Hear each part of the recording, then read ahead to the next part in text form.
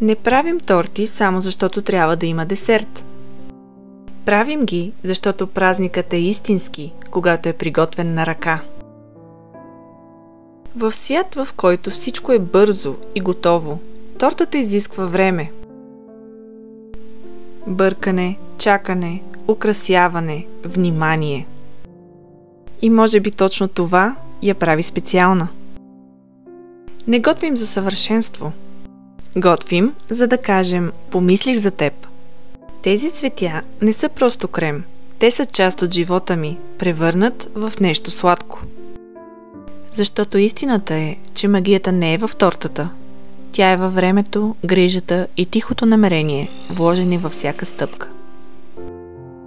И това е истинският подарък. Честит рожден ден на човека, който заслужава момент, направен с любов. Последвайте ме за още бавно и смислено готвене.